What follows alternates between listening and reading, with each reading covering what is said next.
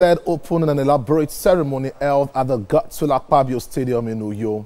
Competition has commenced with 9 states in attendance. Correspondent Inaugural has details. It is the opening ceremony of the Niger Delta Sports Festival, holding here at the Uyo Township Stadium. Gathered are men, women and youths from the 9 states that make up the Niger Delta region.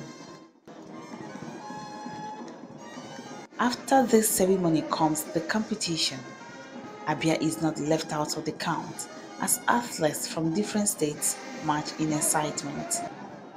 Organizers believe that the event will provide the platform for the discovery of young talents in sports.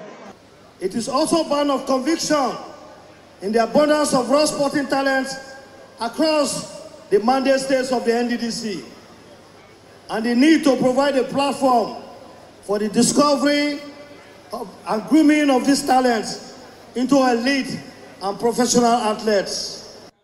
They thanked the President of Nigeria, Bola Tinubu, whose initiative of a renewed hope agenda has brought hope across the Niger Delta region.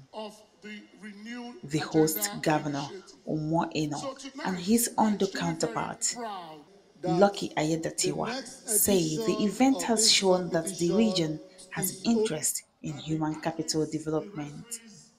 The vision of the NDDC in restoring the past glory of sporting excellence of the Niger Delta region ties into a plan for sports development, which is to discover talent early through sporting events such as this and expose them to further training. Sports has a lot of benefits.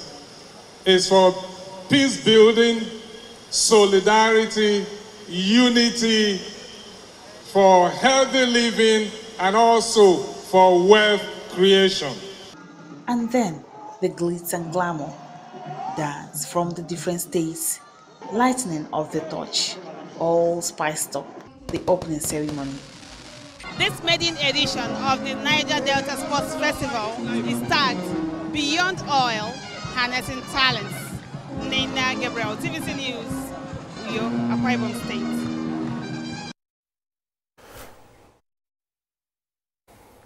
And Nigeria's Junior Yellow Greens secured their first win of the ICC Under-19 Men's Cricket World Cup African qualifiers by defeating Sierra Leone by 117 runs. Oladejo Emmanuel was named player of the match as the Nigerian team ran riot at the Tafawa Balewa Cricket Oval.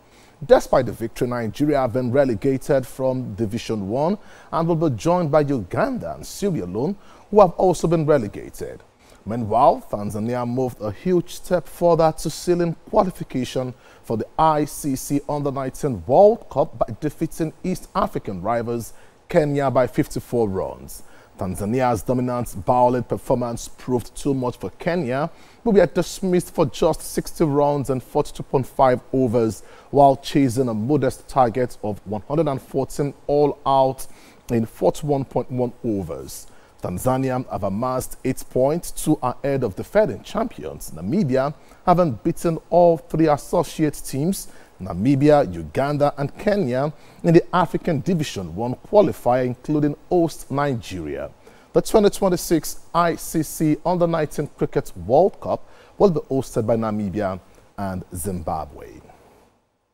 So football, where the Federation of International Football Association President Gianni Infantino says the United Kingdom is set to host the 2035 Women's World Cup as the sole valid bid for the tournament.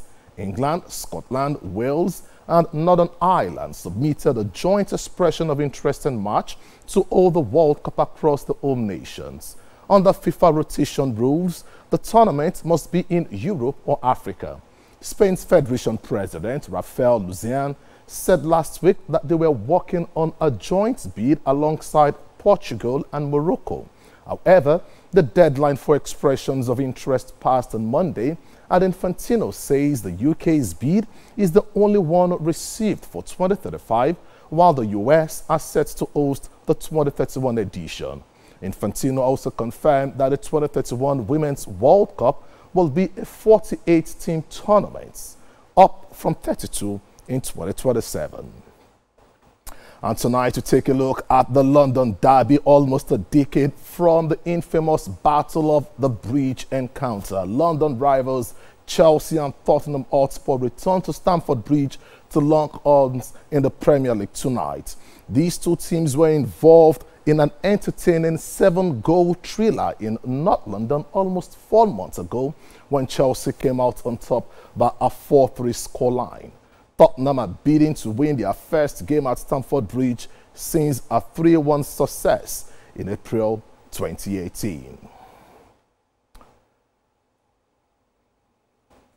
And the Super Eagles of Nigeria will compete in an invitational tournament tagged Unity Cup in London in May 2025.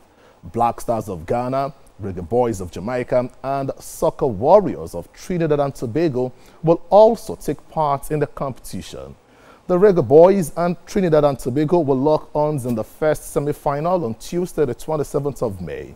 Rivals, the Super Eagles and the Black Stars, will do battle in the second semi-final the following day. The 4 teams will play again on Saturday, the 31st of May, in a double header, with 2 games to decide who will take the bronze, followed by the final to see who will lift the Unity Cup 2025 trophy.